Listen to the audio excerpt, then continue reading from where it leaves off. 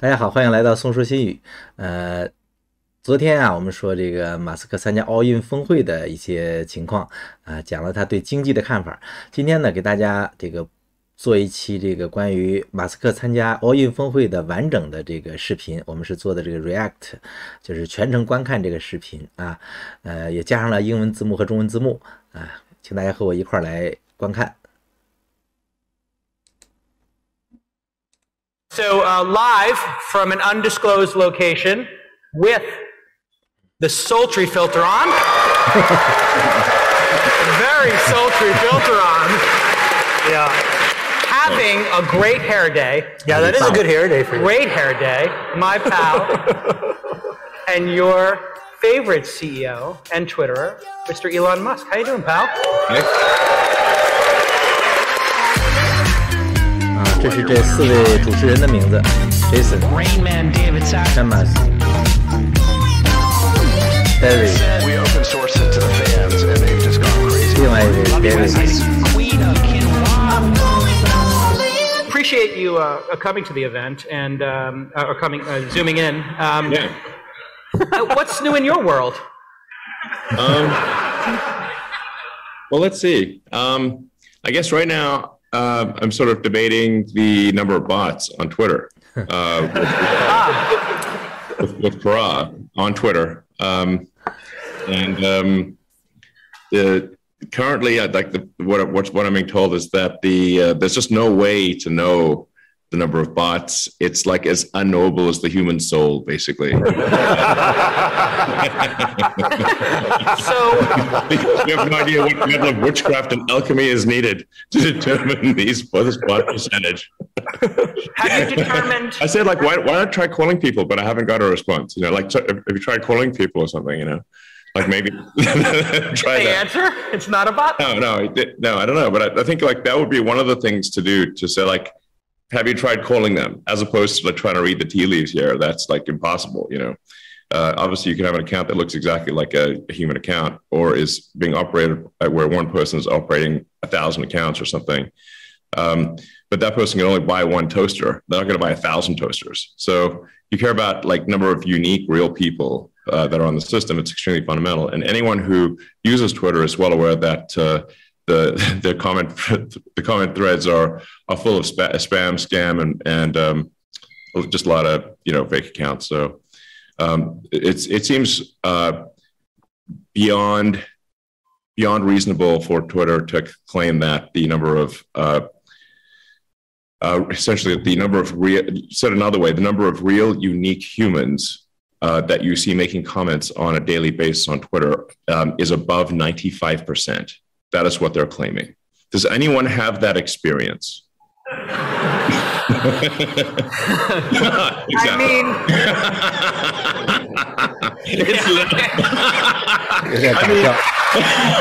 really?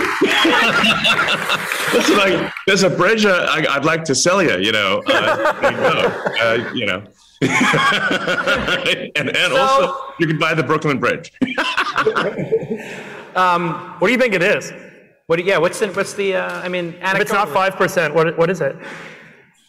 I think it's some number that is probably at least 4 or 5 times that number. I'd say if you did sort of the lowest estimate would be probably 20%.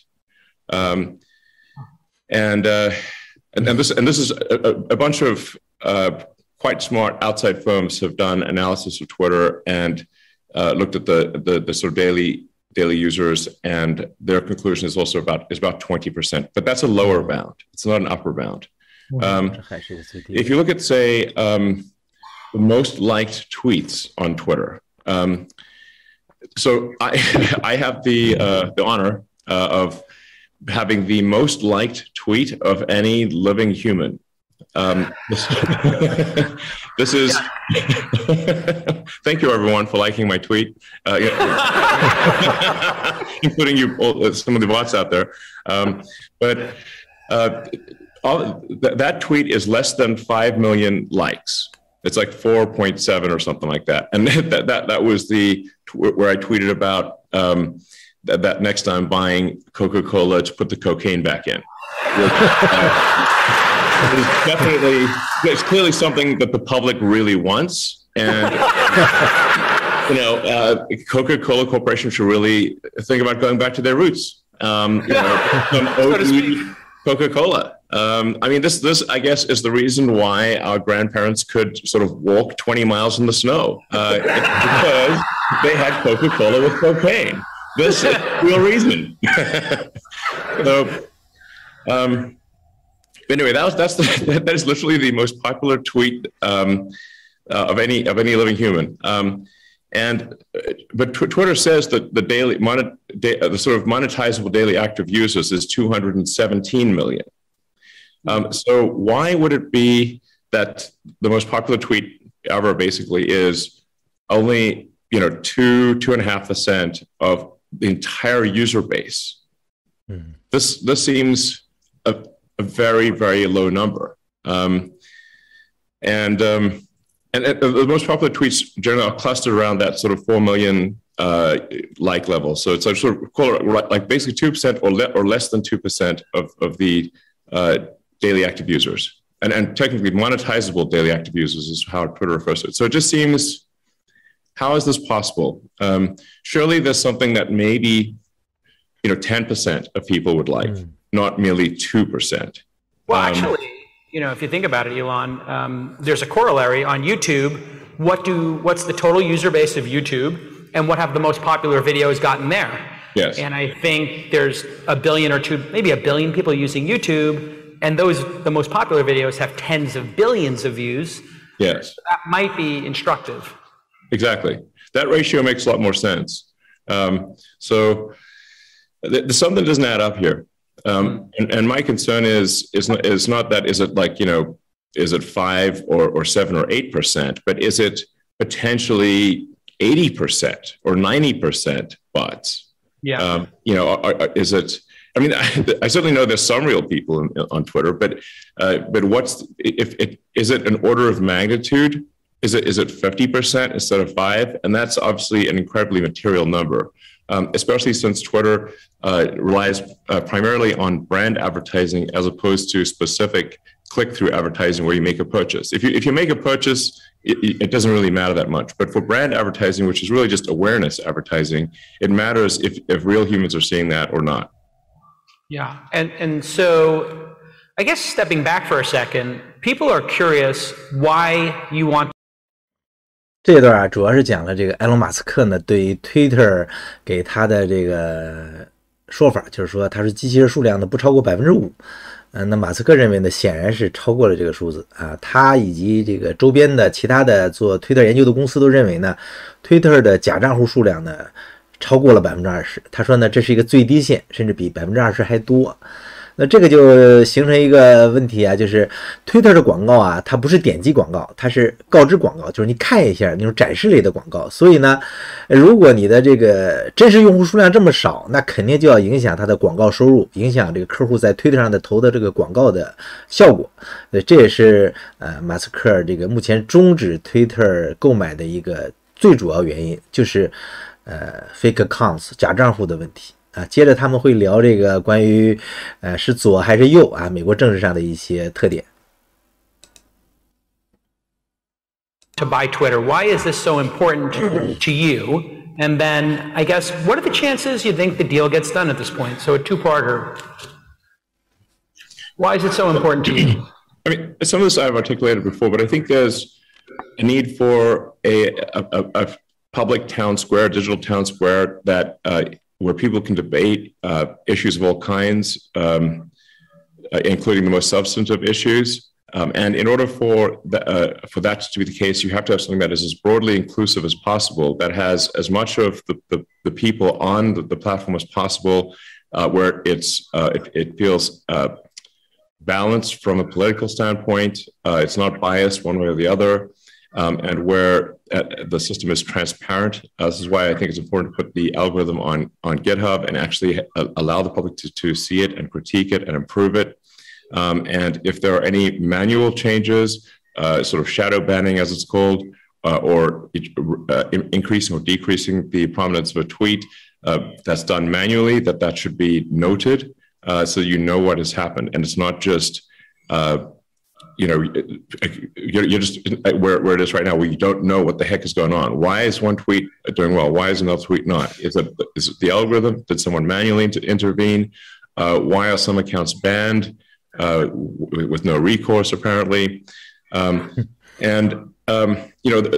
reality is that Twitter at this point, has a very far left bias, and I would classify myself as a moderate, and neither Republican nor Democrat.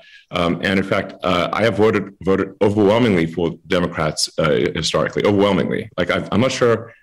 I might never have voted for a Republican, just to be clear. Right. Now this election, I will.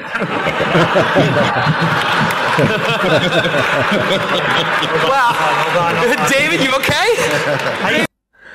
这一段讲的更有意思，就是马斯克呢说 Twitter 呢应该成为一个公共的语言这个言论广场啊，大家都可以畅所欲言。但是显然呢，美国现在是太左了。他说呢，他过去呢是压倒性的、历史性的，我都会投给民主党人，包括奥巴马时期。那么他现在呢，他需要说明白的，如果我再投票，我会投给共和党人。就他的这个温和派的政策所谓。Keep going. He's fine. We're going to resuscitate him. We're going to resuscitate David Sachs. I mean, let me ask you a personal question. The point I'm trying to make is that this is not some sort of attempt to, it's not some right-wing takeover, as say people in the left may fear, but rather a moderate-wing takeover, and an attempt to ensure that people of all political beliefs feel welcome on a digital town square, and they can express their beliefs without fear of being banned or shadow banned, and that we obviously need to get rid of the bots and scams and trolls and people that are operating huge bot armies in an attempt to unduly influence the public opinion. So this is what I think it's very important that we have that, like some of the smartest people in history have thought about it and said, like, free speech is important for a healthy democracy. It is important, and free speech only matters.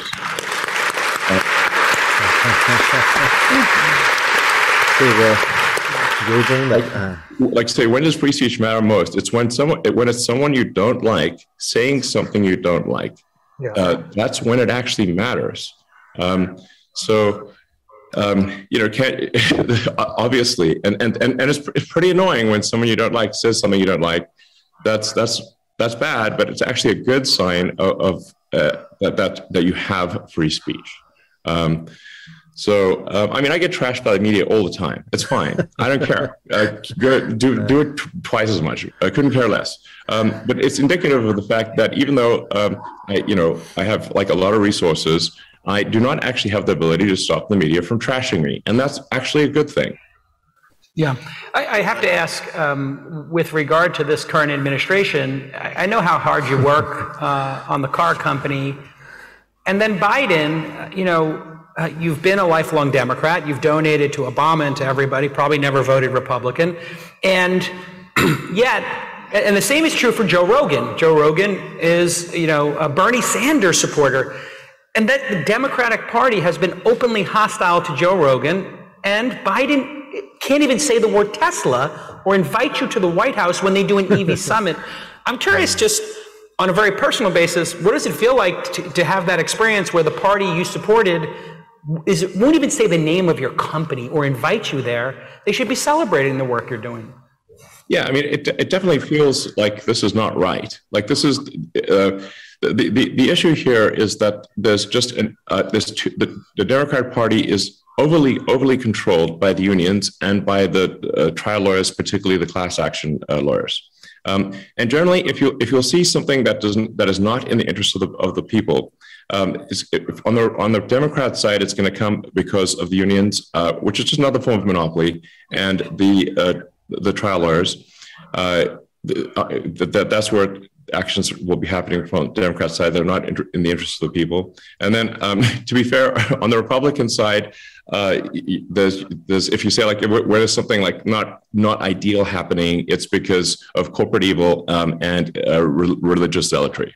That's generally where the bad things will be coming from on the Republican side, that are not representative of the people. So In the case of Biden, he is simply too much captured by the unions, which was not the case with Obama.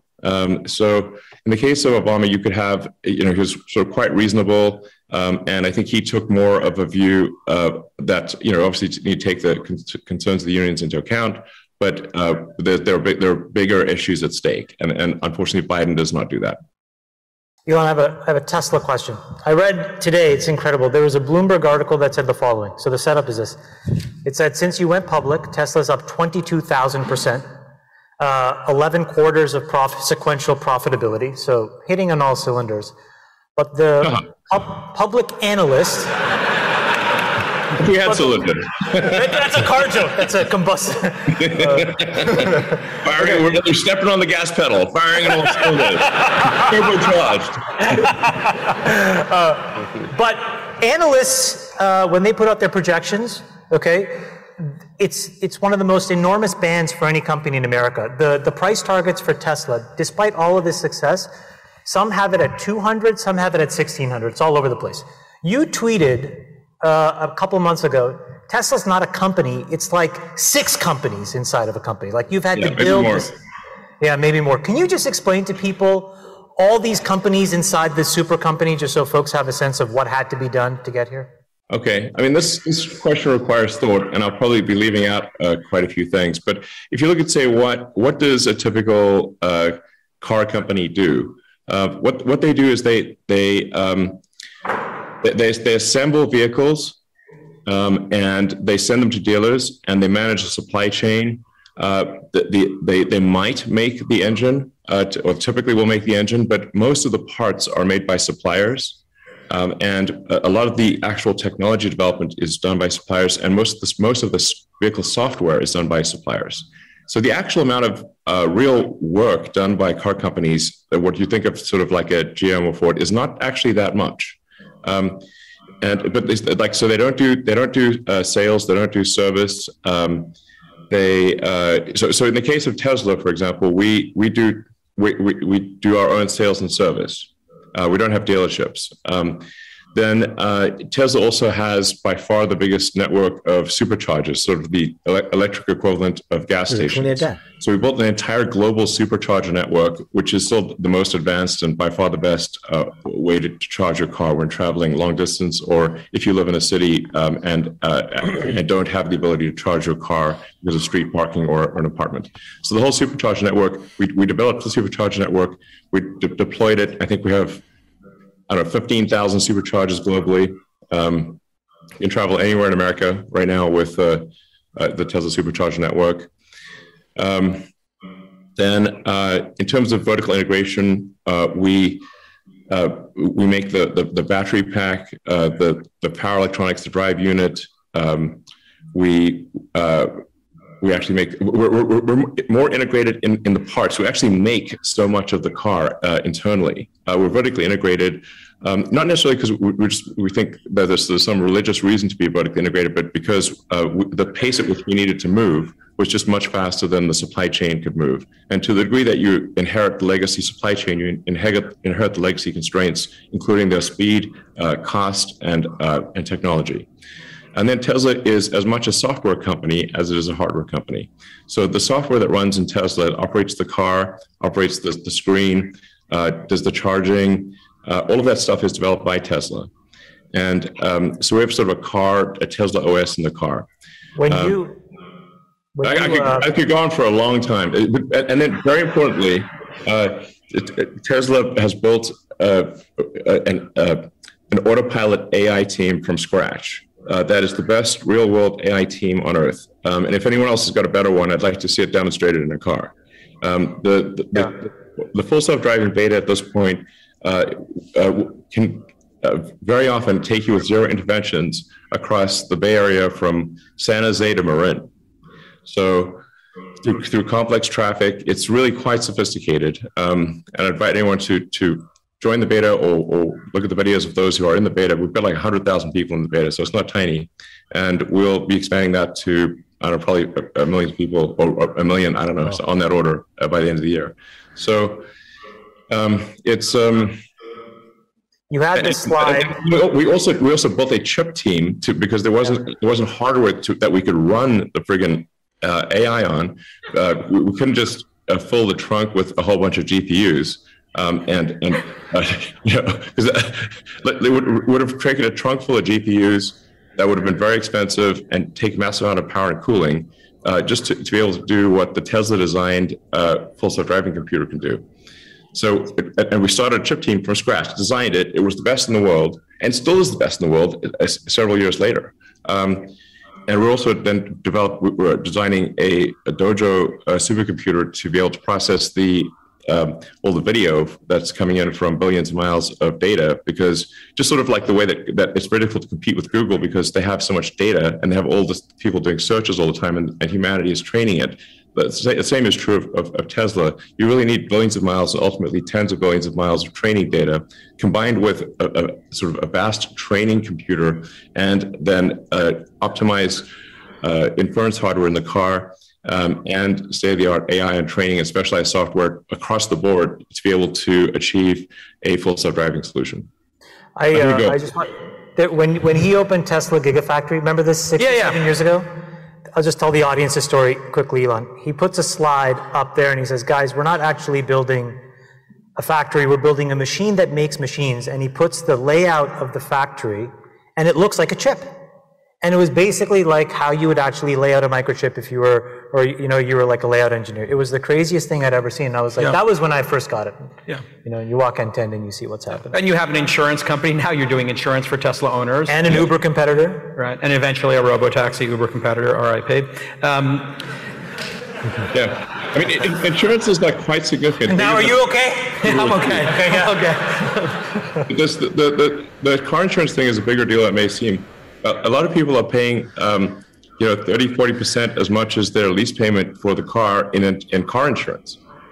So the car insurance industry is incredibly inefficient because they're just first of all, you got like so many sort of middle entities. You've got from the insurance agent all the way to the final sort of reinsurer. There's like a half dozen companies each taking a cut, and then it's all very statistical. So that there's even if you're a very good driver, like you could be like 20 years old and a great driver, but it's all statistical. So you either can't get insurance or it's extremely expensive. But Tesla allows for real-time insurance based on how you actually drive the car. You can actually, if you drive the car in a safer way, you actually have lower insurance. So ours is insurance is based on how you actually drive, not how historically people that fit your whatever demographic have driven. And then you can close the loop around your insurance rate by simply driving better and looking at your score and lowering your insurance in real time. And people do it. Actually promotes safer driving. I actually have had this experience because in my household, 2 people drive my car, and one of them has a 93 score and the other one does not. They have like a 60 score. And you may have met this other person, but I've been trying to work with her on the aggressive turns and stops in advance of our insurance bill, which we're hoping will go down at some point.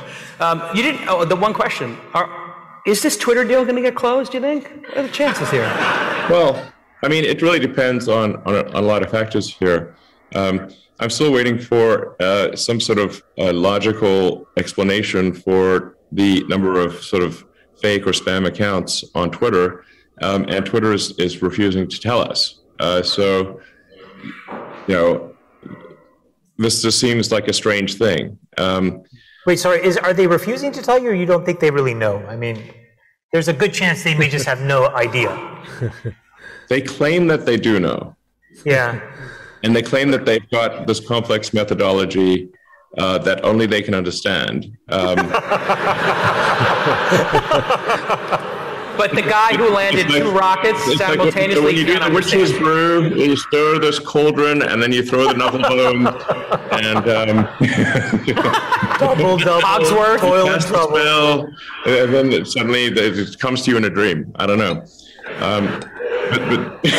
But there should be some objective way to assert the thing, because this is a material public statement. Threshold issue, yeah. it's a material adverse misstatement. If they in fact have been vociferously claiming less than 5% of fake or spam accounts, but in fact it is 4 or 5 times that number, or perhaps 10 times that number, this is a big deal. It's not this. It's sort of like if you said, okay, I agree to buy your house. You say the house has less than 5% termites. That's an acceptable number. But if it turns out it is 90% termites, that's not okay. It's not the same house. This house is made mostly of termites. Termites leave. Your house will disappear because it's mostly made of termites. That would obviously just not be appropriate. So in making the Twitter offer, I was obviously reliant upon the truth and accuracy of their public filings. And if those filings are not accurate, it's simply not. It's not. You can't pay the same price for something that is much worse than they claimed. And they say, Elon, life's a negotiation. So at a different price, it might be a totally viable deal. Correct? I mean, it's not out of the question. Okay. But I really would, this is, the more questions I ask, the more my concerns grow. So, at the end of the day, acquiring it has to be fixable, and fixable, with reasonable time frame and without revenues collapsing along the way and all that sort of stuff. And so, I really need to see how these things are being calculated, and it can't be some deep mystery that is like more complex than the human soul or something like that.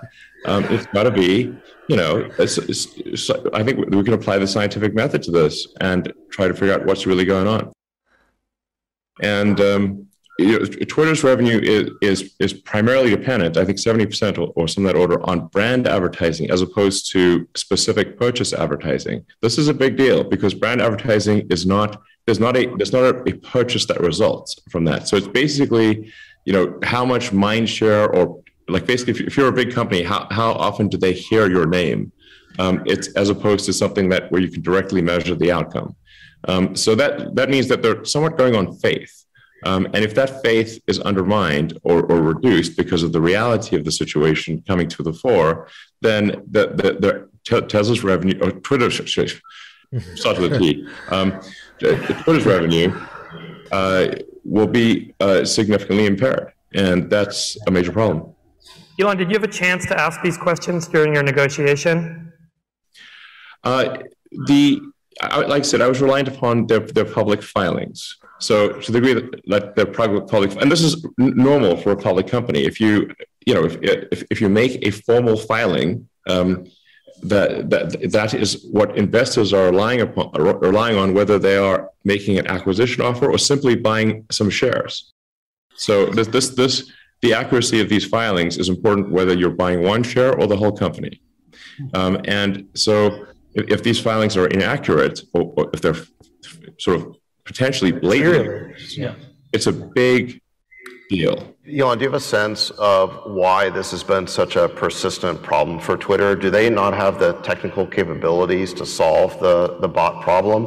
Or is it more of like just they've under-prioritized the issue or been unwilling to because potentially there are implications for ad revenue? I don't know. It's sort of speculative at this point. So the worst interpretation would be that they don't want to look too closely at the thing because they might not like the answer. That would be the worst interpretation. I'm not sure what the best interpretation is, but the least bad interpretation would be maybe they thought it was this way, but the way they were doing it was wrong, and they didn't realize they were mistaken and simply weren't paying enough attention. It does seem as though it should be a lot easier to get rid of the bots and spam and trolls than this is not we're not trying to split the atom here, we're not trying to get to the moon, okay? We're just trying to limit the amount of obviously scammy accounts. If it's like Bitcoin giveaway, probably it's a spammer, maybe, Wait, you're not giving away 100 Bitcoin? I just sent you 10 ETH. If you send me 2 Bitcoin, I'll send you 1 back. All right, that's my. What if I send you 20? Actually, I thought one of the interesting things that came up in your product roadmap, or I guess this was released and people covered it, was the possibility of Twitter becoming kind of a super app with payments included, maybe perhaps even Doge or something. This seems to me, based on your work with David at PayPal, like a pretty brilliant idea. What's the vision there in terms of if you were able to buy it, perhaps at the right price? What would it look like if I could at Jason to at Elon Musk, $10 or something if we were splitting a check or something? Sure. Well, for those that have used WeChat, I think WeChat's actually a good model. If you're in China, it's basically, you kind of live on WeChat. It does everything. It's sort of like Twitter plus PayPal plus a whole bunch of other things and all roll into one with actually a great interface. And it's really an excellent app. And we don't have anything like that outside of China. So I think such an app would be really useful. And just like the utility of it, of sort of a spam-free thing where you can make comments, you can post videos, you can, I think it's important for content creators to have a revenue share. Now this does not need to be done on Twitter. It could be done from something that's created from scratch. So it could be something new. So really, but I think this thing needs to exist, whether it is converting Twitter to be the sort of like kind of all-encompassing app that, like I said, everything from digital town square where important ideas are debated, maximally trusted and inclusive, and at a point where you sort of have a high trust situation, then payments, whether it's crypto or fiat, can make a lot of sense. We just want something that's incredibly useful and that people love using. But it's either convert Twitter to that or start something new. Those are the two, but it does need to happen somehow. Well, it's interesting you bring that up because the price of Twitter is pretty high, and you've built a couple of companies, and some engineers like to come work for you, and you've now gone through the intellectual exercise of studying all this. If you're looking at the two choices now, fixing Twitter given all these problems, and maybe just starting your own version, which one are you leaning towards? Because I have watched you build a couple of companies, and the products have turned out pretty good. So is it easier for someone like you to just start? 主持人问的这个问题呢，也是我想问的，就是你到底想改造 Twitter 呢，还是自己建一个新的？那刚才啊，他把这个微信夸了一通，他认为呢，这样东西挺好。实际上呢，他是很给了微信的面子。那我觉得他可能做一个重新的一个大一统的东西的概率大。Twitter 不太好改。From scratch, I mean, it's certainly my default inclination is to start things from scratch. I mean, I'm not really, I don't buy things like there's still this sort of, like SpaceX was started from scratch. In the case of Tesla, it was like 5 people. There's still this guy, Mark Eberhard, who's the worst guy I've ever worked with, who tries to claim like sole credit essentially for creating Tesla. And if he's so damn great, why didn't he just go, create another car company when he was fired? But anyway, well, I mean, that's a pretty good story. I mean, I remember, because he's assassin. I mean, no, but I remember having this conversation with you. We were having a conversation about the Roadster. I think I can tell this story. Yeah. I said, how's it going, pal? And you said, well, I got one problem. It turns out the Roadster parts and putting it together cost $190,000. Yeah. And I said, I gave you $150 for number 16. So if you make 2,000 of these, you're going to lose $80 million. And you were like, yeah, or double that.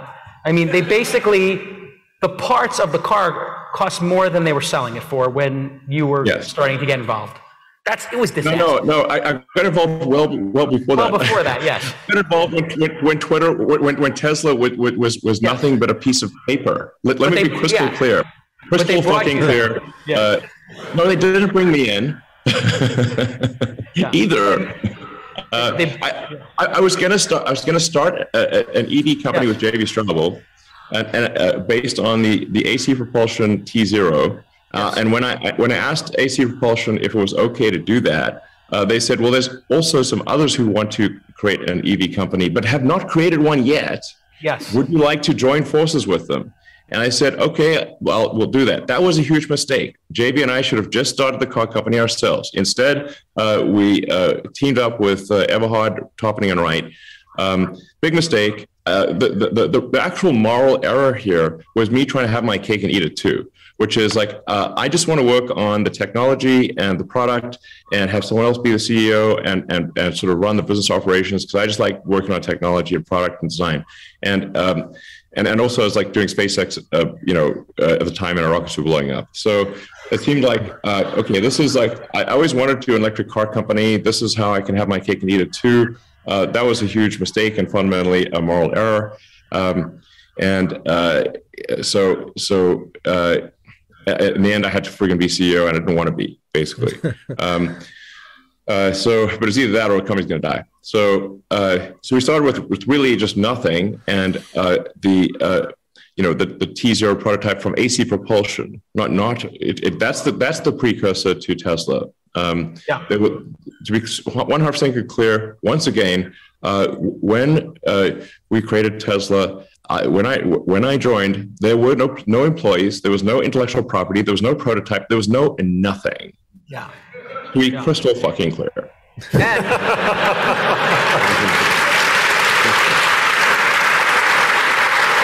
And it almost bankrupted you. I mean, that sent you to the cliff of insolvency. I mean, that was... Yes, we were on the ragged edge of bankruptcy so many times it was ridiculous. 2008 was one of the worst years, where basically GM and Ford, so GM and Chrysler went bankrupt. Ford almost went bankrupt, and trying to raise money for a startup electric car company in 2008 while GM was going bankrupt was difficult to say the least. People were angry that I even asked them for money. They're like, "Fuck you," and hang up. So the only way that Tesla actually made it through 2008 was a subset of the existing investors, which includes like people like Antonio Gracias and Steve Jurvetson and a few other key people, Ira Ehrenpreis, who I hold a debt of gratitude to this day. And I put in all the money I had left, and they said everything, literally everything. I didn't even have a house. So this is my ex-wife at the house. So I was like staying actually in Jeff Skull's spare bedroom. But there was the subset of the investors would say, okay, if they're putting as much as I put in, so I put in everything. And then we closed that round at 6 p.m. Christmas Eve, 2008. It was the last hour of the last day that it was possible, because after that, people were kept breaking for the holidays, and we would have bounced payroll 2 days after Christmas. It was pretty... That's doorstep. I mean, it was an incredible moment in time, and people also forget at the time that the first 2 rockets SpaceX sent up didn't exactly make it to orbit. Like one of them spun out. Yeah, the first 3. And I remember having dinner with you at that time, and I asked you, hey, how's it going? I heard Gawker says you got 4 weeks of payroll left. And you said, that's not true. And I said, thank God. And you said, we have 2. And I said, no, I mean, both SpaceX and Tesla in 2008, if we'd simply paid our suppliers on time, we would have gone bankrupt immediately. Tell us actually. It was a pretty crazy moment in time, because I also remember asking you we were having dinner at BOA, and I said, well certainly there's got to be some good news. And you took out your BlackBerry to date the conversation. I don't remember it. Oh, yeah. And you said, don't tell anybody, Jake. I said, no problem. And you showed me the clay version of the Model S.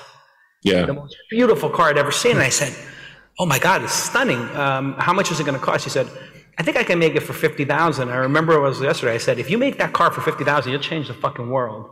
And you did it. And it was a little more than $50,000, but yeah, you did.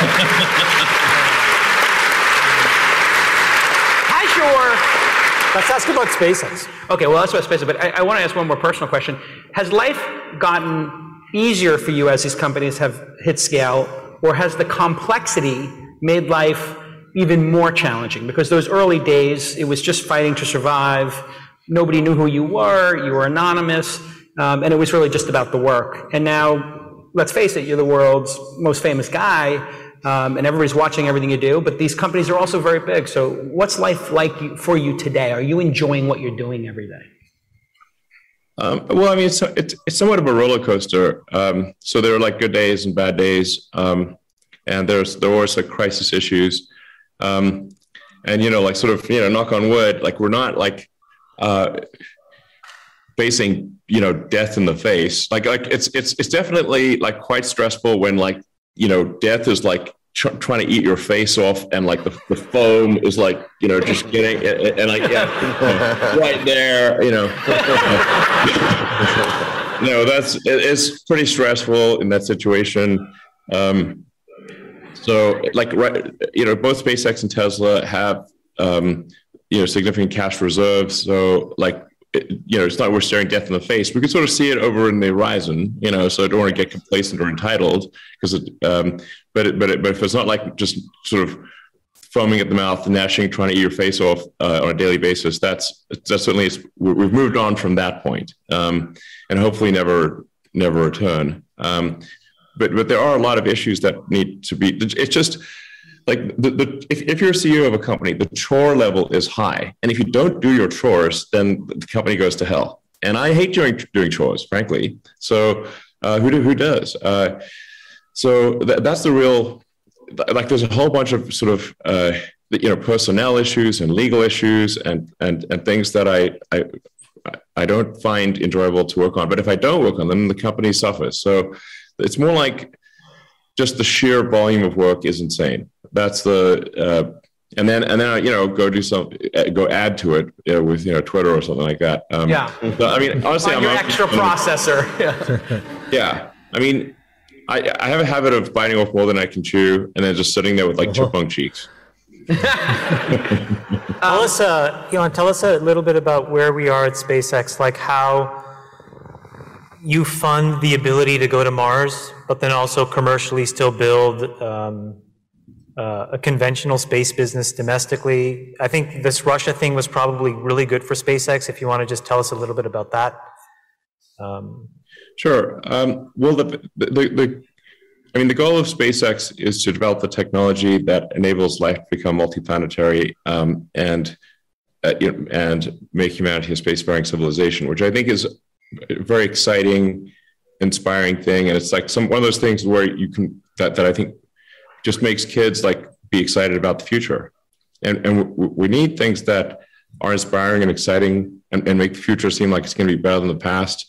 Life can't just be about solving one miserable problem after another. It's got to be like what's inspiring and exciting. And I think that a future where we are a spacefaring civilization is one that we can all get excited about. And we can go out there and find out what's out there in the universe, and what's the meaning of life, and, you know, where are the aliens, and hopefully they're friendly and that kind of thing. You know, it's interesting. I do get asked about the aliens question a lot, and I've not seen any evidence of aliens. And I'll be the first to, you know, tweet about it or whatever if I see something. I mean, you'll tell us if you find them. I will tell you. I will definitely tell you if there's aliens. You know, I think it'd be quite helpful for, you know, like if we found aliens. Like probably SpaceX will get a ton more revenue, because people are like, oh man, aliens, we've got to upgrade our space technology pronto, because what if they're unfriendly, you know? It's like, you know, is the idea that you build basically the ability to do orbital cargo, take all those profits, launch Starlink, take all those profits, and move it all into building something that can get to Mars? Is that the kind of rough plan? Yeah, pretty much. It's if there was like a three-slide PowerPoint, it would be pretty much as you described, which is develop rockets that are capable of taking satellites to orbit and crew to the space station. You know, basically servicing government and commercial space launch needs, and then build a global communication system in space that obviously it does a lot of good for Earth, but by providing internet connectivity to the least served. Because a satellite system is really great for remote locations and countryside or remote islands or places where someone's trying to cut off their internet. As a prelude to a war, we take down the communication system, like in Star Wars. Yeah. Yeah. So it's like, so it can be pretty helpful. Like, I think Starlink basically, I think, is a sort of forceful good in its own right by providing connectivity to the least served, or where they've got either no connection or a very expensive or poor connection. We're connecting a lot of schools, remote schools in Brazil right now. I'm actually going to be headed there to sort of kick things off. But they've got a lot of schools that have no connectivity at all. And in a modern age, how do you learn with no connectivity? I mean, you get, I guess, old textbooks and stuff, but it's really, you're at a huge disadvantage if you have no digital connectivity. So I think there's just a lot of good that Starlink can do in it just by itself, but then the revenue generated from Starlink is what can enable the creation of a permanently crewed base on the moon, which would be the next step from Apollo, which is like, let's just not go there for a few hours and then head back. Let's have a permanently occupied like science station on the moon. And we could also build some pretty epic telescopes on the moon that would enable us to learn more about the nature of the universe and figure out what's going on and maybe detect those aliens. Do you think that there's enough profit in those businesses to fund all this, or do you need Wall Street and other investors to come share the load with you? Is going to Mars a partnership with the government? Does it need to partner with governments to get there? Well, I think technically it does not need to partner with governments, but of course, government support would be helpful. I mean, it's going to be very expensive to build a self-sustaining city on Mars. Like, in order for us to become multiplanetary in a way that's meaningful, the key threshold is at which point does the city become self-sustaining, such that if the ships from Earth stopped coming for any reason, and it could be any reason, it could be World War III, or it could be just civilization subsided and just gradually got decrepit or something. But if the ships stop coming, if the resupply ships from Earth stop coming to Mars for any reason, does the city still survive? And that's like really a large base of resources that are needed on Mars. You can't be missing any one critical ingredient. And you can think of this like there are these various great filters, that perhaps stop civilizations. And one of the great filters is, will we become a multi-planet species or not? Will humanity be one of those species that passes the great filter of going beyond one planet and being a multi-planet species? And this is certainly something we'll have to do at some point, because the sun is expanding and will eventually boil the oceans and destroy all life on Earth. So if you care about life on Earth, you should really care about life becoming multiplanetary and ultimately multistellar, because otherwise you're basically saying you're signing the sort of death warrant for all life as we know it. It's inevitable. And then there's also the various things that killed off the dinosaurs I mean, if you look at the fossil record, there have been 5 major extinctions that are sort of on the order of 80 to 90% of all creatures on Earth dying for a wide range of reasons. And then humans can also, with the World War III danger that other creatures didn't have, where we could do ourselves in by sort of misusing advanced technology and sort of just having some radioactive hellhole that's all that's left after World War III. So you could even characterize it potentially as which will come first, World War III or life becoming multiplanetary on Mars. And this is sorry, I was going to shift, but when you think about the importance of going to Mars versus solving critical energy and climate change problems here on Earth, obviously the effort with Tesla is related to sustainable energy. And I think going back to like probably the 1950s, there were engineering designs around plasma fusion or fusion-based systems that have evolved to these plasma systems, to these tokamak systems. And every year, every decade, it's like, hey, next decade we're going to have it. What's your point of view on where plasma fusion systems are? Are we going to have fusion energy this century, this decade?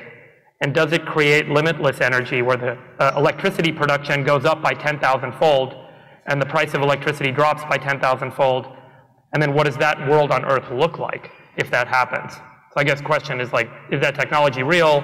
When does it happen? And what happens to the world here when and if that happens? I'll answer that question, but then let me sort of point out what the actual issue is.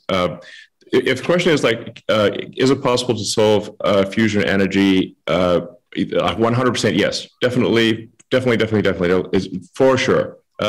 So and really just using a tokamak style, which is like basically a donut ring with electromagnets that control the plasma. The way to solve that is simply scale up the tokamak. Fusion is very much a scale-based thing. You want to minimize your surface-to-volume ratio. So as you scale up a tokamak, you reduce your surface-to-volume ratio, which means like the volume you have relative to the surface, you now have much more, like you can basically have a hot zone in the center that's relatively far away from the walls and more of a hot zone.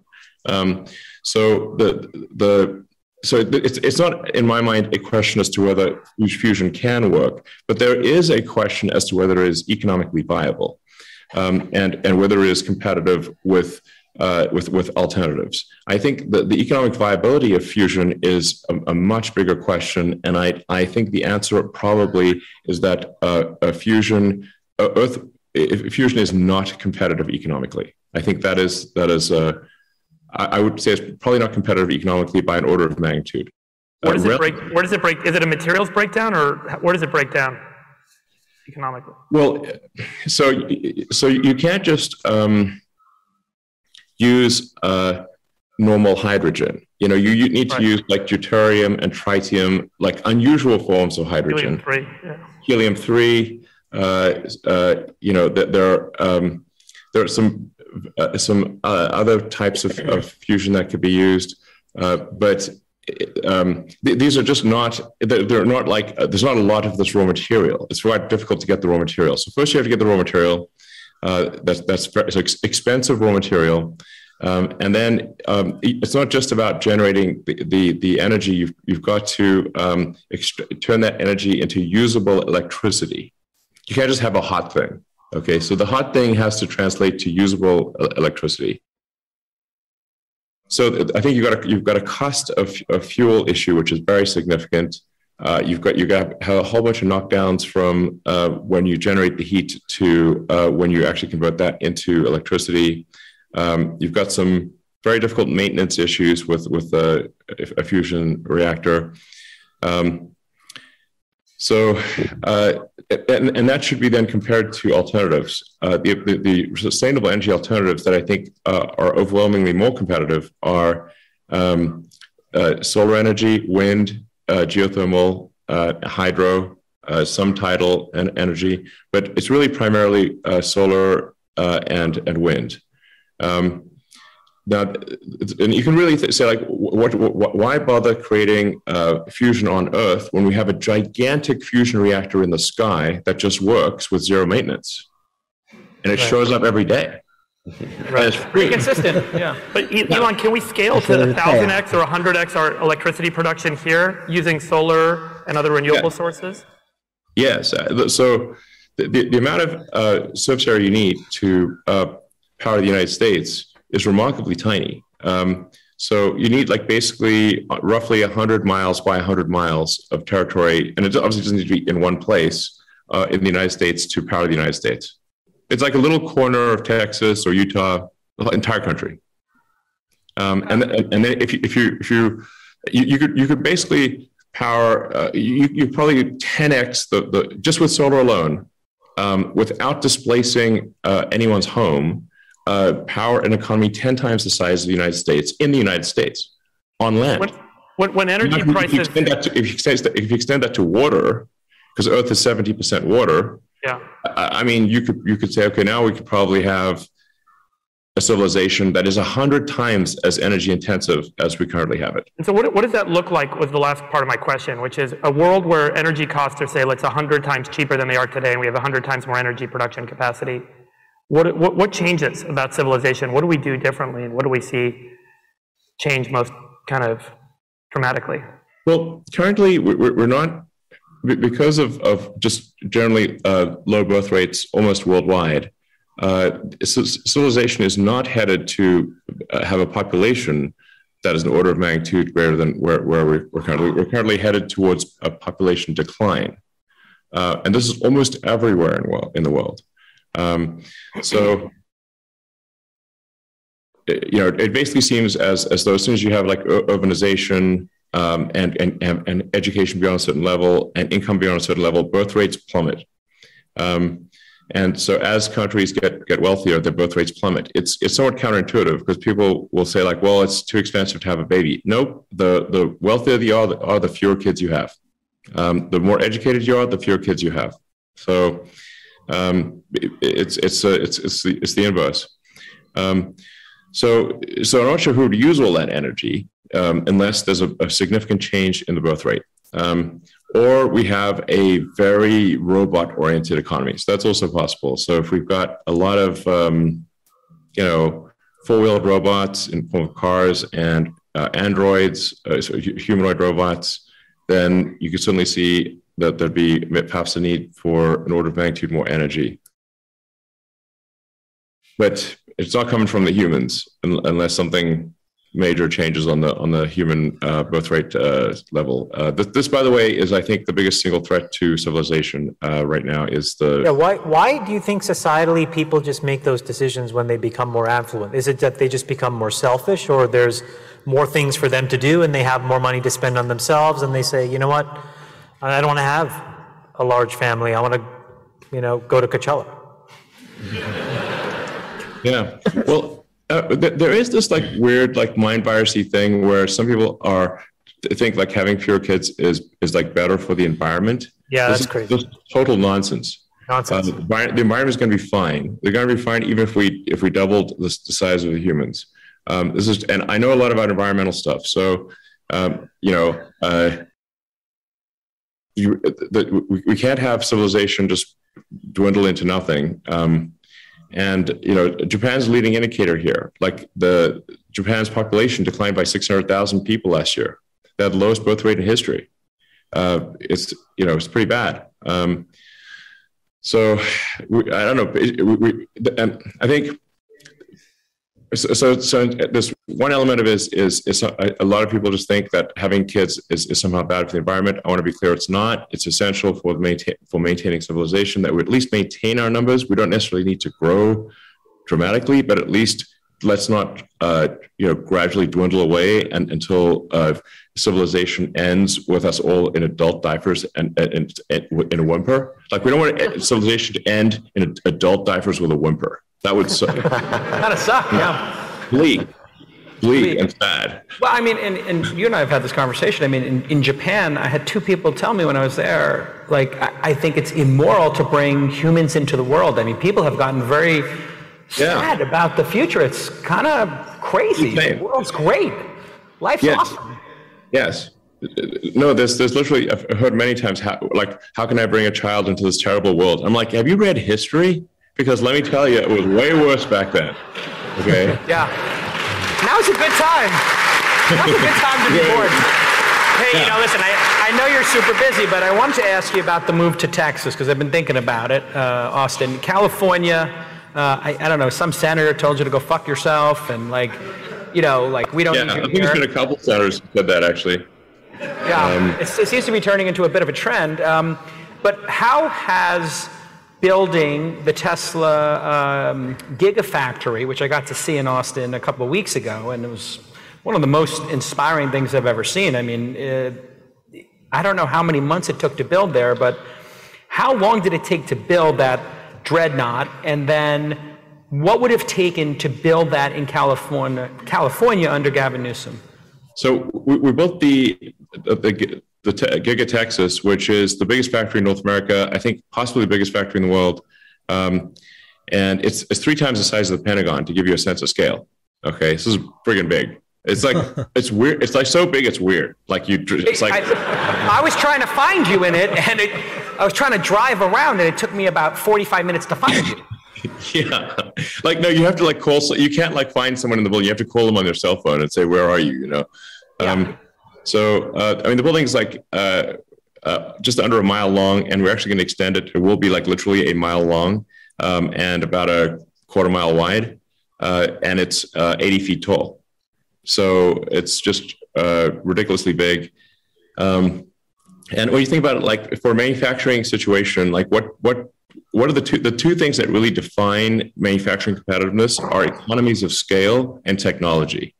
And so if you got an ace on economy, like if you sort of maximize your ace level on technology and you maximize your ace level on scale, this is obviously going to be the most competitive situation. And that's why they're so friggin' giant. And a Giga Texas will go all the way from cell raw materials, like basically rail cars of cell raw materials coming in, and then forming the battery cell, then the battery pack, building the motor, casting. We also have introduced a major innovation, which is to cast the entire front third and rear third of the car as a single piece. I got this idea from toys, actually, because I was like, how do they make toys? Those are cheap. They just cast them. I was like, well, can you build a casting machine that big? And they're like, well, no one ever has. I'm like, are we breaking physics? Like, no. Well, let's just ask them. And there were 6 major casting machine suppliers in the world, and 5 of them said no, and the 6th said maybe. I'm like, I'll take that as a yes. Well, I mean, you wanted to do this for the Model 3, but it was just too soon, huh? And now it's almost there. Yeah, actually, this partly comes from the Model 3, which is actually a fantastic car in many ways. But we were rightly criticized for an inefficient design for the front and rear body. Like Sandy Munro, who I think is really has excellent from an engineering standpoint and really a very fair critic, he pistol whipped us for the design of the battery. He ripped it apart and piece by piece told you why you suck. Yeah, and then he did the why and told you why you were awesome. He took it apart and told us exactly why we sucked, and he was correct. And then and I was like, well, that's pretty embarrassing. So no, he was complimentary of other parts of the car, but not the body design. And so it's like, okay, we're gonna go from like, you know, it's just an incredibly difficult body to make. It's made out of like 120 different pieces with dissimilar metals that are joined, and you've got galvanic corrosion challenges. So it's very difficult to make to a single piece casting. That's one piece. So like 120 pieces went down to like 1. So it's a huge, and the like the Model Y body shop, especially the new one where we cast both the front and rear, is 60% smaller than the Model 3 body shop. So it's you know, gigantic. It's quite there's a lot of innovations at Tesla besides the stuff that is obvious. Yeah. So anyway, so yeah, but if and really, you know, to be fair to Gavin Newsom, like you know, if you had a gun to Gavin's head, okay, and said we need to start building this factory in California right now, he couldn't do it because there are so many regulatory agencies and so many litigators in California that want to stop you from doing anything, that even if you're the governor of the state, you cannot get it done. So something's got to be done to you know, because California used to be the land of opportunity. And it's a beautiful state, and I loved living there. I still spend a lot of time in California, even though every time I go there, I get literally every day I go there, I get the bejesus tax out of me. Big tax bill by day. Yeah, like the sheer cost per day of me going and working in California days boggles the mind, and I still do it, you know. But the California's gone from the land of opportunity to the land of sort of taxes, overregulation, and litigation. And this is not a good situation. And really, there's got to be like a serious cleaning out of the pipes in California. How many months was it to get the Giga Austin done? Took a year and a half, 2 years? Yeah, 18 months to build something 3 times the size of the Pentagon. Incredible. And you just basically, the answer to how many months it would take in California is infinity. No, we would still be working on the permits. Yeah. Hey, Elon, this begs a good question, which is, like... I'm not exaggerating. Can you keep signing paperwork? We have one more form for you. What's a better model? Yes. What's a better model for government? So, like all governments tend to increase in complexity. Dictatorship. Capacity. Is the dictatorship the right model? And, like how do we solve this? Let's say you go to Mars, or let's say you had to fix California. Is California permanently broken? Is there a way to fix it? Or like, how do you set up a better model so that you don't end up having this kind of special interest complexity situation that eventually kills the population? Well, I mean, I think ultimately with California, the people of California just have to get fed up and demand change. That's the thing that really has to happen. And there's got to be an above 0% chance of the Republicans winning in California. If it's just the Democrats every time, it's got to be. And this is like occasionally. The thing is that right now, and plus the level of gerrymandering, which is basically just treating the people like sheep, and it's terrible. That's gone on in California is outrageous. So California, the Dems have a supermajority in the House and Senate in California, and the governor and everything. And so how responsive is any political party going to be to the people if they are guaranteed to win? It's a one-party state.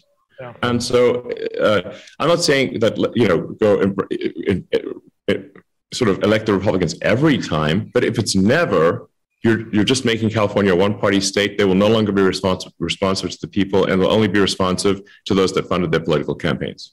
Clip Elon saying that 30 seconds on TV over and over. Go ahead, Sex. Yeah. So, Elon, shifting gears to the economy, we saw this surprise report of negative 1.4% GDP growth in Q1. Interest rates have been rising. That increased the cost to the consumer of getting loans, things like that. We've had a stock market correction, really a crash in a lot of growth stocks, software stocks. From where you sit and the data that you see, where do you think the economy is headed right now? Do you think we're in a recession, or is it just a risk? How do you assess our current economic situation? Well, predicting macroeconomics is always difficult, and one should assign probabilities to these things. But ironically, I did. Last year, people asked me what I think about the economy. I said, well, I think we might enter a recession in approximately spring of 2022. Called it. Nailed it. Now the thing is that recessions are not necessarily a bad thing. I've now been through a few of them, and what tends to happen is if you have a boom that goes on for too long, you get misallocation of capital. It starts raining money on fools, basically. It's like any dumb thing gets money, and I'm sure you've seen a few of those. So at some point it gets just out of control, and you just have a misallocation of human capital, where people are doing things that are silly and not useful to their fellow human beings. And then those companies, there needs to be sort of an economic enema, if you will, to have everyone sort of shift uncomfortably in their seats. But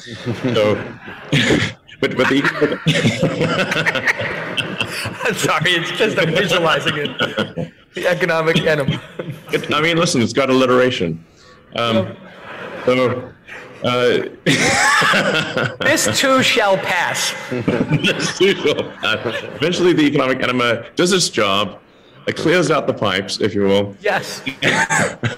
and sort of the bullshit companies go bankrupt, and the ones that are doing useful products are prosperous. But there's certainly a lesson here that if one is making useful product and has a company that makes sense, make sure you're not running things too close to the edge from a capital standpoint, that you've got some capital reserves to last through irrational times. Because in the past, when there's been a recession, it has gone. It's amazing. It's flipped like a light switch. I mean, David, do you remember this from the PayPal, ex-PayPal days, when we raised $100 million in March of 2000.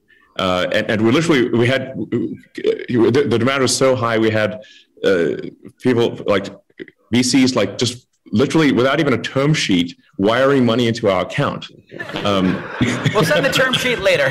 they literally would like sleuth out our bank account number and wire money in. And we're like, where'd this come from? And it's like, oh,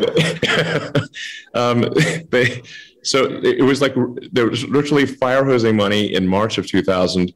And then in April 2000, the market went into free fall, and it went from raising money was trivial to even good companies could not raise money in a month. So it's just important to bear in mind, like that, PayPal almost went bankrupt in 2000. We came close. But thankfully, we'd raised that $100 million in March 2000, without which we would be game over, basically. And we kind of saw it coming. So it's like we got the X-Confinity merger done in like 3 weeks and raised $100 million because we were like, we see this coming to an end pretty soon. And then a month later, it was like, a nightmare, basically. Anyway, so it's just important to make sure if you're a healthy company, you got some capital to get through things. And then what's your costs? And if it is a recession, which more likely than not, it is a recession. Not saying it is, but it probably is. Then just watch your cash flow and get to positive cash flow as soon as you can. But I think we probably are in a recession, and that recession will get worse. But these things pass, and then there will be boom times again. So it'll probably be some tough going for, I don't know, a year, maybe 12 to 18 months is usually the amount of time that takes for a correction to happen. What do you guys think? Yeah. Hey, David, how do you feel about it? Yeah, I mean, it feels like it started, what started as a slowdown earlier this year now seems like, technically, I guess we need 2 quarters of negative growth to be in a recession, but it feels like we're in one. It feels like it started. The growth stock, the software businesses that we invest in are sort of the canaries in the coal mine. And there's a lot of dead canaries. Maybe not dead, but they're having a hard time breathing. Yeah, I'm not dead yet. It's not dead. It's just napping. It's napping. Wake up, little birdie. Wake up. We made it. It's just high. It's just stunned. It got stunned for a brief moment, and it'll be fine. It sort of reminds me of the parrot, the Pet Shop sketch with the parrot with Monty Python. Yes, Monty Python. Where it's pining. This parrot is pining for the fjords. Hey, Elon, a lot has been talked about as we wrap here, and you've been incredibly gracious giving us so much time. Thank you for that. A lot of talk about American exceptionalism over the last couple of years, waning, and maybe this country had seen its best days. And we see the work you're doing and other people in this great country are doing, and the debates we're having about the future. And China's doing pretty fantastic. Russia's on the ropes. But it does seem like America is still producing some of the greatest companies the world has ever seen, some of the greatest innovations. What are your thoughts on America and our future, and what we need to keep this country and this beacon of hope that, 4 of the 5 of us were not born here. 2 of you came from South Africa. And no, 3 of you. 3 of you came from South Africa, and 1 of you from Canada. I don't know what they're putting in the from Sri Lanka. And from Sri Lanka and through Canada. Via Canada. He came through Canada too. Yeah, I know. It seems like that's the way. Canada is a gateway. It is a gateway. And how do we? I'm hinting at the answer here, but it does seem like our immigration policy is absolutely insane, and maybe we need to keep collecting some of the great individuals that I get to share the stage with here, and yourself. We need to keep bringing great people to this country. Why can't we get that in our heads? That not immigration, it's talent recruitment. No, absolutely. I think it's incredibly important that the United States be like the destination for the world's best talent. I mean, you can think of this like a pro sports team. If you want to win the league, you want the best players on your team. There are obviously a lot of very talented people born in the United States, But if you could add a few aces from outside the country to the team, you're going to win the league. And here's the thing: those aces actually want to work for your team. They don't want to compete against you. They want to win. To be on Team America, and so it's like we have to like fight them off to not be on Team America. That's the crazy thing. And so it's like if you had some aces that are the difference between winning and losing, we should be like really recruiting them. Like you'd recruit like a star basketball player or football player. That's what we should be doing. Active recruiting. Just like if you're a company that wants to succeed, you actively recruit the best talent, and that's the way to win. And if that stops happening, America will stop winning. And we have two administrations in a row, Biden and Trump, who don't want to let the greatest minds, the most talented people into this country. It's absolutely insane. I mean, I think you deal with this every day, yeah, right? I mean, I think the reality is like actually anyone who wants to work hard and do useful things, and this, we want in the United States, and it's not just people who are sort of intellectually strong, but it's just anyone with a strong work ethic.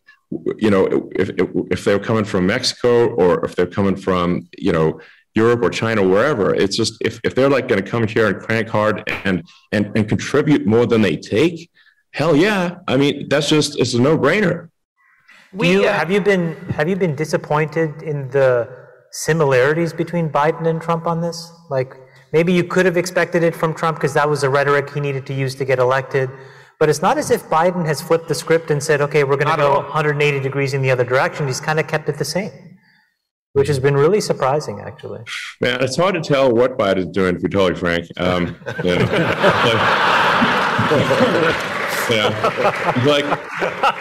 feel like it's weekend at Bernie's. The real president is whoever controls the teleprompter. It's like the path to power is the path to the teleprompter. Because then he just reads the teleprompter. So, I do feel like if somebody would accidentally lean on the teleprompter, it's going to be like Anchorman. It's going to be like QQQ ASDF 123, type of thing. I mean, in fairness to Biden, he hasn't been napping as much as he needs to, but it's hard to say these things that are getting done. This administration it doesn't seem to get a lot done. Whatever, like the Trump administration, leaving Trump aside, there were a lot of people in the administration who were effective at getting things done. So this administration seems just to not have like the drive to just get shit done. That's my impression.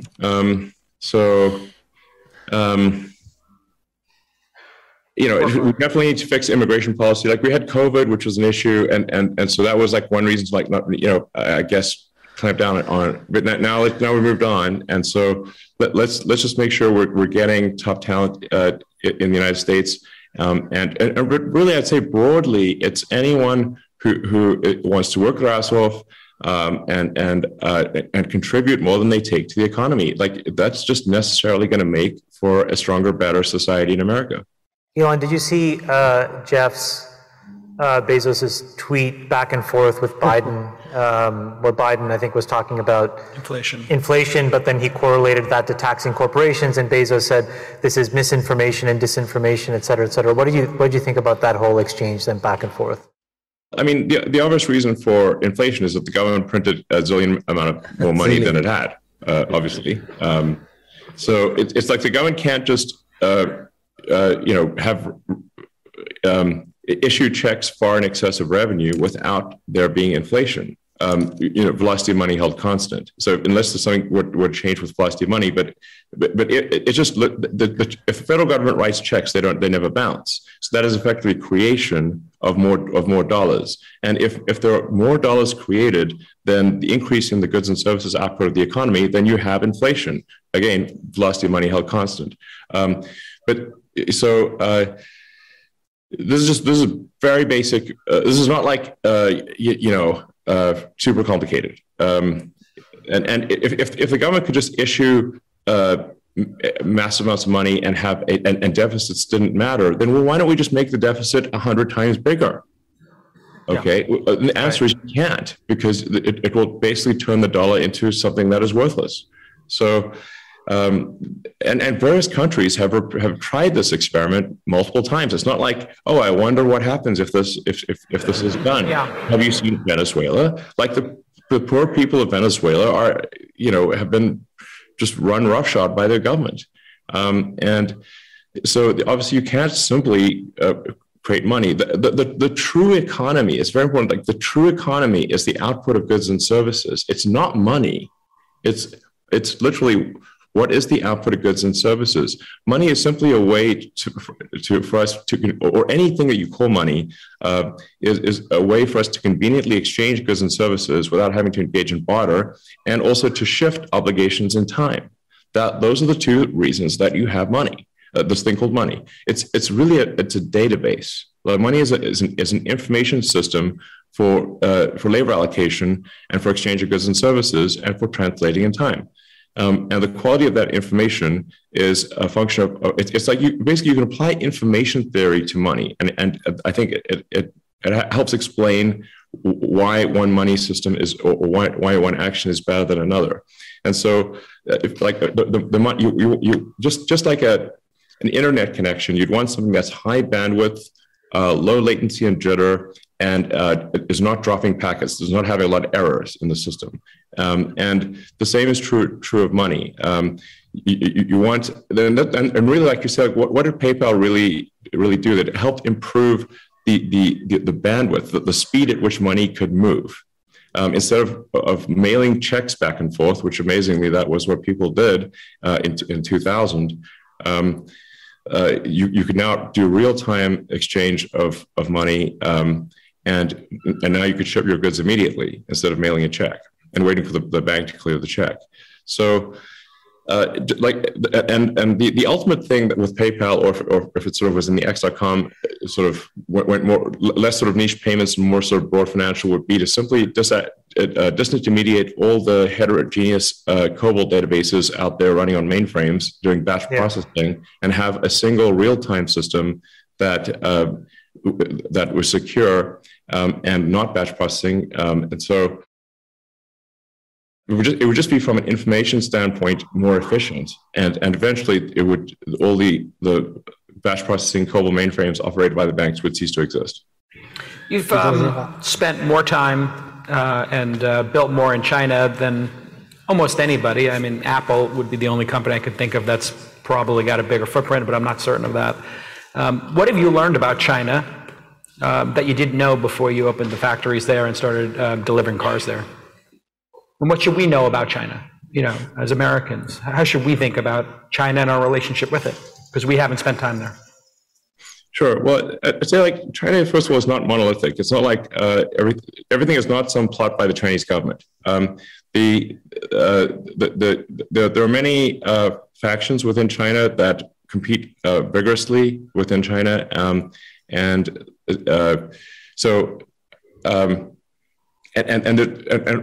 perhaps most important is that there's just a tremendous number of hardworking, smart people in China who want to get ahead and get things done, and they're not complacent and they're not entitled, and they want to get things done, and they want to make a better life for themselves. And what we're going to see with China for the first time that anyone can remember who is alive is an economy that is twice the size of the U.S., possibly 3 times the size of the U.S. It's going to be very weird living in that world. So we better stop the infighting in the U.S. and stop punching ourselves in the face, because there's way too much of America punching itself in the damn face. It's just dumb. And think about, like, hey, we got to be competitive here, and there's a new kid on the block that's going to be 2 to 3 times our size. We better step up our game, and stop infighting. You think it's easier to stop infighting once we're beaten, or do you think that there's a way folks here can actually just get their political and commercial act together? Or does it not happen until we realize we've lost? Or do we need a war? I sure hope we don't need a war. But there will be certainly, an economic competition that I think will blow people away. And when they realize just how competitive they have to be competitive with companies in China, it's very difficult. Tesla is competitive, but Tesla is competitive because we have an awesome team in China that, like, do your Tesla China employees work some meaningful percentage more or harder than your Tesla non-China employees? Do you find like it's two different companies, basically? Well, I mean, I think Tesla is somewhat, Tesla is sort of pretty far out there in terms of work ethic anywhere in the world. So the Tesla work ethic in the U.S., I think, is substantially greater than any other car company or any large manufacturing company that I'm aware of. Tesla does have a strong work ethic in the U.S. But to be totally frank, the work ethic is exceeded on balance by the Tesla China team. That is, I think, objectively true. So that's not to say there aren't lots of hardworking people at Tesla US. There certainly are. But if you say on average, the work ethic in China is higher. It's just tell us calling it like it is, So what about if you're an American CEO? How do you deal with, do you think, just the need for managing all these political factions inside of a company? You probably saw, all the Sturm und Drang related to Disney and what happened to them and what's continuing to happen to them on both sides between their employees as well as the governments, et cetera.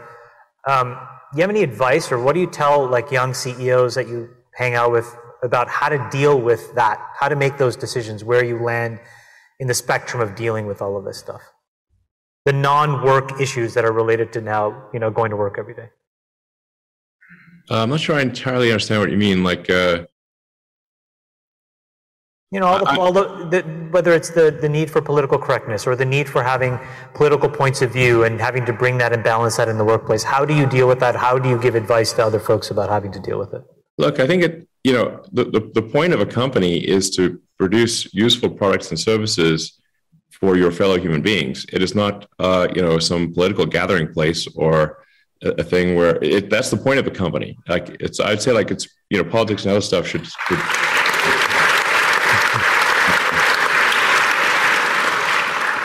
let's not lose sight of why companies should exist. So I gotta. I'm actually late for. I apologize. I gotta work on the rocket, guys. We're gonna go ahead and let you get to Mars, and I'll see you soon, ladies and gentlemen. Elon Musk. Nicely done, brother. We'll let your winners ride. Rain Man David Sack. We open source it to the fans, and they've just gone crazy with it. Love you, Wes. The Queen of Quinoa.